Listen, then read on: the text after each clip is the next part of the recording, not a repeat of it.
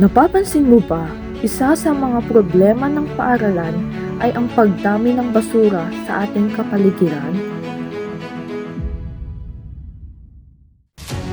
Dahil na rin sa kakulangan natin ng disiplina bilang isang mag-aaral. Ngunit, bakit nga ba naging problema ang basura sa ating pampublikong paaralan? Iyan ay isa sa dapat nating alamin dito sa dokumentaryong Pinamagatang Basura.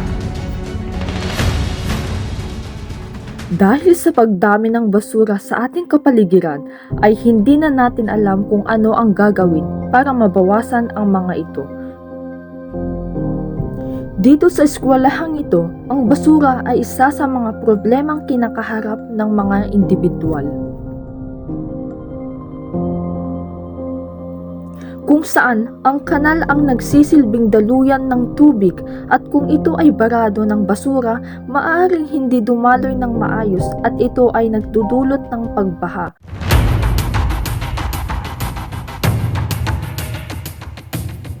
Ayon sa weekly vlog, upang maiwasan ang anumang problema ng basura, dapat natin gumawa ng paraan upang malutas ang suliraning dulot nito.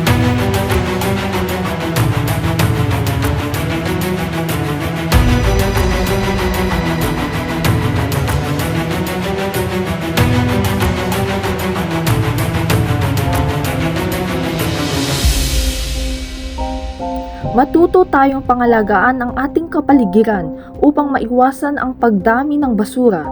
Bakit hindi natin pag-aralan ang mga alternatibong paraan sa pagtatapon nito? O, hindi naman kaya ang mga paraan para maiwasan natin ang pagdami ng basura sa ating kapaligiran?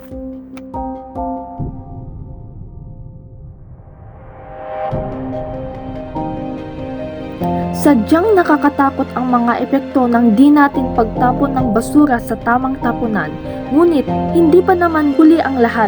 Narito ang mga alternatibong paraan upang maiwasan ang masamang epekto na maaari nating maranasan. Disiplina. Disiplina sa sarili ang tanging solusyon sa problema ng basura.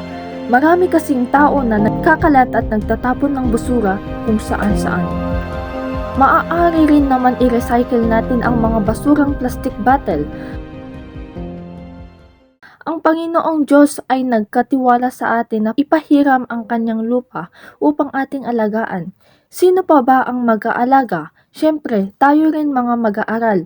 Iwasan na natin gawin ang mga bagay na nakakasira. At sana'y maging responsableng tao na tayo sa pagtatapon ng basura. Ako nga pala si Alyssa na nag-iiwan ng katagang ang kalat na itinapon mo sa hindi tamang tapunan ang siyang babalik sa'yo. Naway may natutunan kayo. Hanggang sa muli, paalam!